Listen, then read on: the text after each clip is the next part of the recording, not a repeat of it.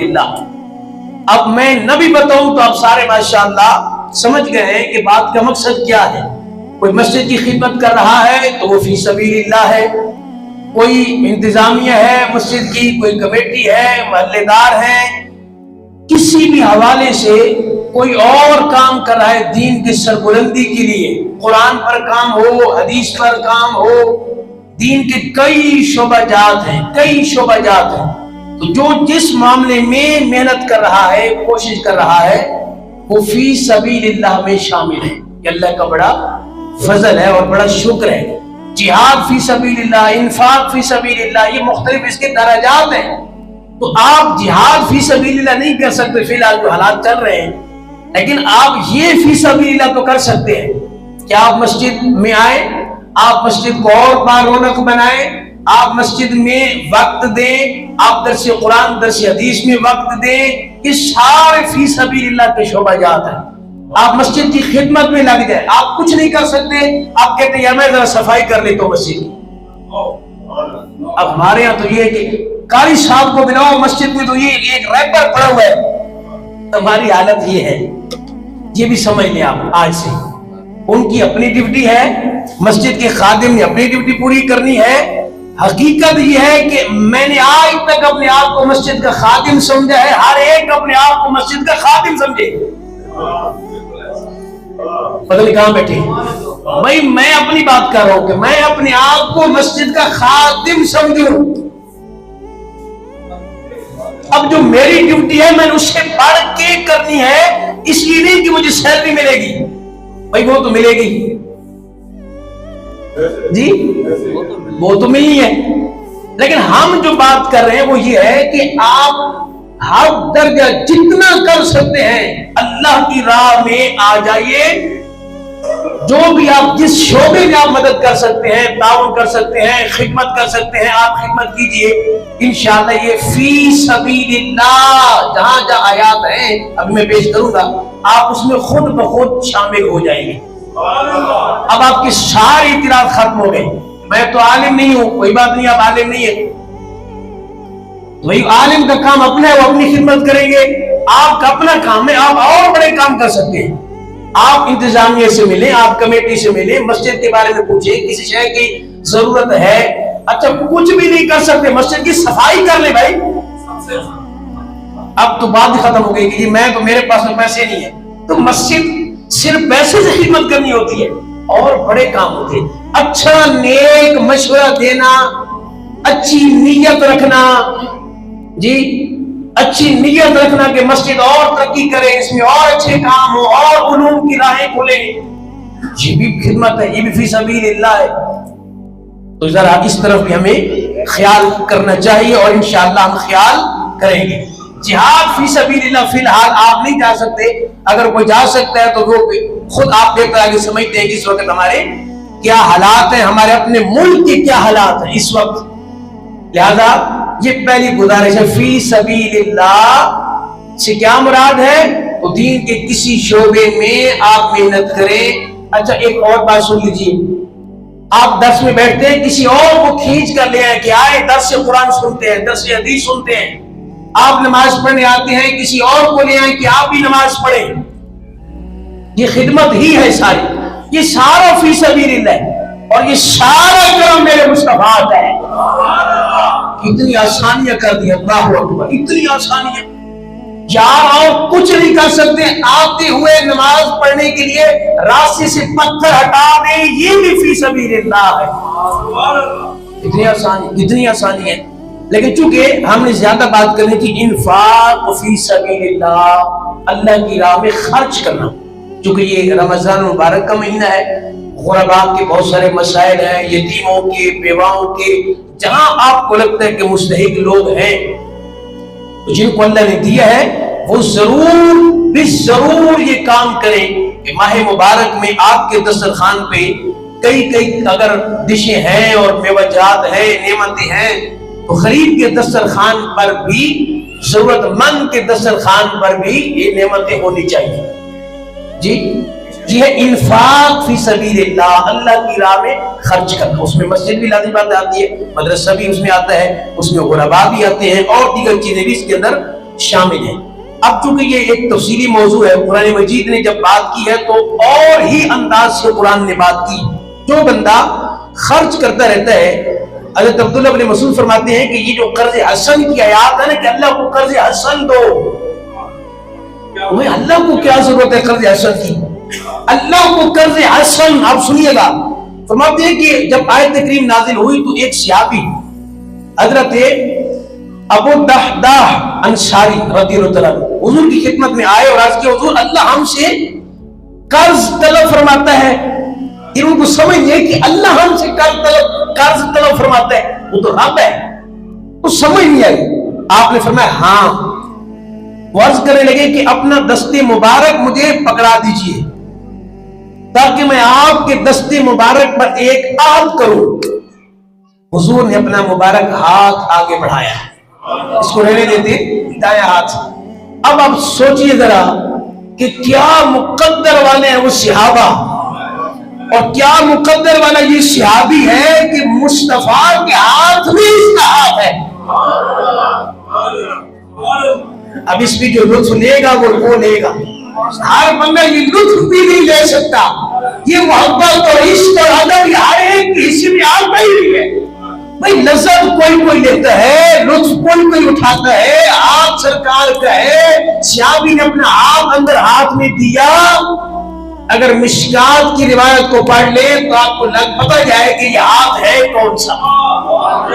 صحابی کہتے ہیں جس نے صبح سرکار کے ہاتھ میں ہاتھ دیا ہوتا سارا دن گزر جاتا، اس کے ہاتھ سے کستوری کی خوشبو ختم نہ ہوتی۔ اللہ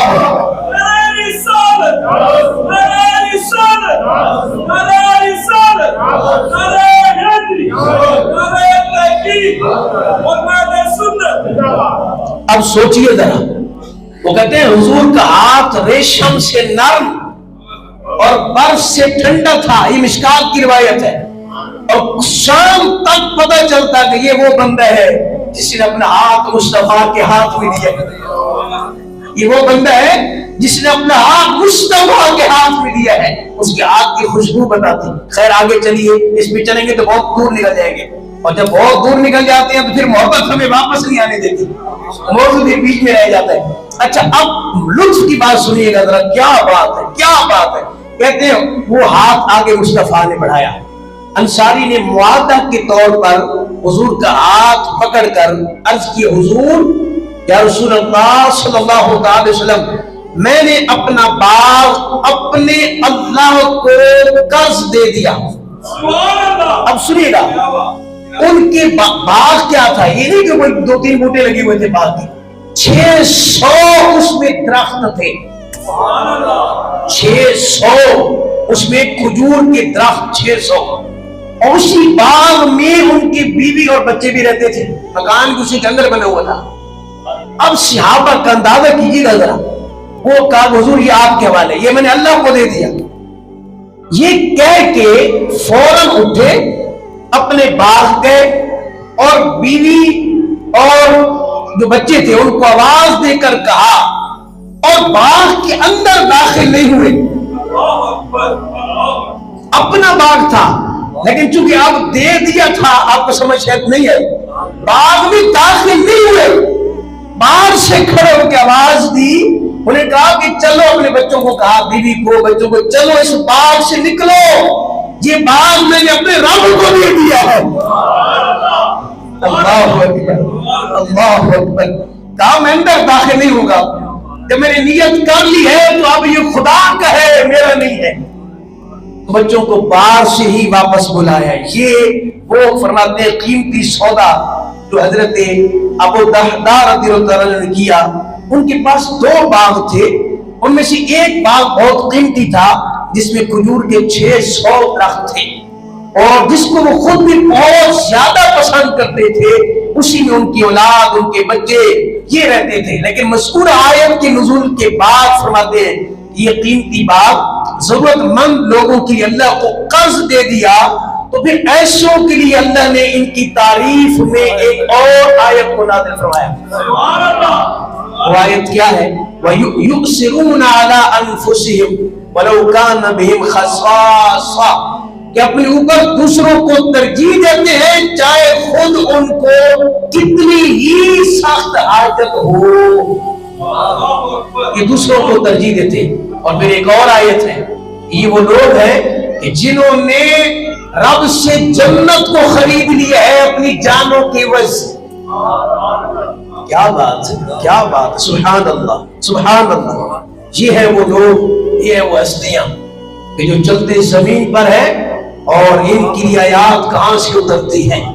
فی سبیل اللہ۔ میں یہ روایت میں نے آپ کو کیوں آخری بات سن لیجیے، بہت تفصیل ٹاپک ہے یہ، میں نے یہ روایت آپ کو کیوں سنائی ہے؟ اس کی سنانے کا ایک مقصد ہے، یار آپ نہیں کر سکتے نا، جو کر سکتے ہیں میرے مصطفیٰ نے کوئی پابندی نہیں لگائی۔ یقین جانیے اتنی آسانیاں ہیں، اتنی آسانیاں ہیں کہ کسی امت میں یہ آسانی آپ کو نظر نہیں آئے گی۔ یہ صرف میرے مصطفیٰ کا کرم ہے، آپ کا کرم ہے، آپ کا توسط ہے، امت کے لیے آسانیاں ہیں۔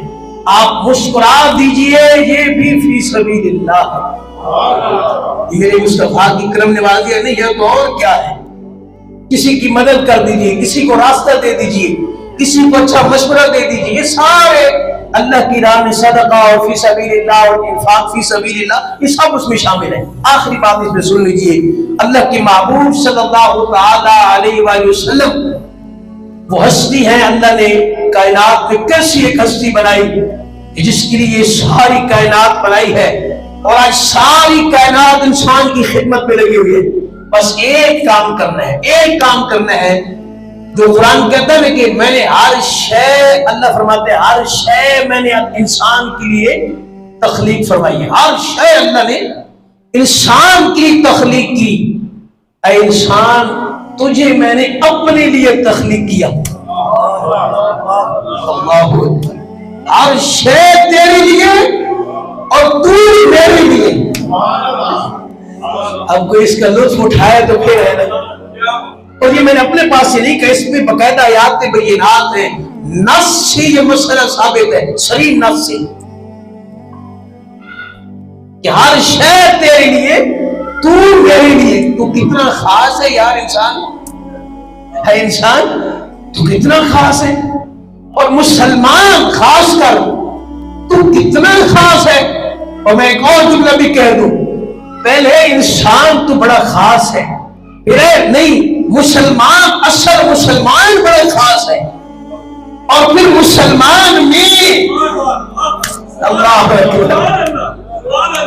مسلمان بھی تو بہت ہے، پھر مسلمان میں وہ خاص ہے کہ جو یا رسول اللہ کا نعرہ لگانے والا ہے تو سارے خاص، لیکن کوئی اور خاص ہے، یا رسول اللہ میرے کوئی خاص بھی ہے، آپ کہیں گے وہ کون سا؟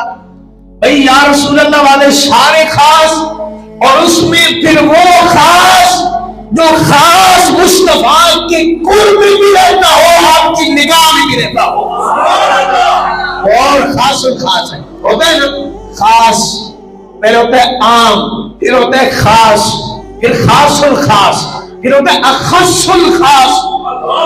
اب اخص الخاص میں ٹاپ پہ میرے صدیق ہے جو مصطفیٰ کی نظروں میں رہتے ہیں۔ آپ یہ بیان ختم ہے، آپ یہ دعا کیا کریں، خدا کے لیے دعا کیا کریں، یا اللہ تیرا شکر ہے تو نے انسان بنایا، پھر یا اللہ تیرا شکر ہے تو نے مسلمان بنایا، پھر یا اللہ تیرا شکر ہے تو نے وہ جماعت کو عقیدہ عطا فرمایا جس پر عرشی بھی ناز کرتے ہیں، فرشی بھی ناز کرتے ہیں، پھر کہ یا اللہ ہمیں اس میں شامل فرما، یہ دعا ہے، یا اللہ ہمیں ان میں شامل فرما جو مصطفیٰ کی نگاہوں میں رہتے ہیں۔ یا اللہ ہم اس قابل تو نہیں ہیں، لیکن کسی اس خاص کا ہم کوئی کچھ پکڑ لیں گے، کچھ سہارا ہوتا ہے نا کہ انسان ڈوب رہا ہو تو دن کا پکڑ لے، کچھ ہاتھ میں آ جائے۔ حضور ہم اس قابل تو نہیں ہیں کہ ہم آپ کی نگاہ میں رہے، آپ کی نگاہ میں تو صدیق عمر عثمان و علی رہتے ہیں، آپ کی نگاہ میں تو حضور داتا صاحب، حضور خواجہ صاحب، حضور بابا فرید رہتے ہیں، لیکن آقا اگر آپ کرم کر دیں تو پہلے بھی بہت کرم ہے، ایک نگاہ فرما دیں، بس میرا بیڑا یہاں بھی پار، وہاں بھی میرا بیڑا پار ہو جائے گا۔ اللہ اکبر۔ میں ایک شعر پڑھ دیتا ہوں، آپ کو موضوع چل پڑے اور کیفیت بن گئی ہے، ذرا محبت سے کہہ دے سبحان اللہ۔ یہ سب تمہارا کرم ہے آقا، یہ سب تمہارا کرم ہے آقا، کی بات اب تک بنی ہوئی ہے، یہ سب تمہارا کرم ہے آقا، کی بات اب تک بنی ہوئی ہے، یہ سب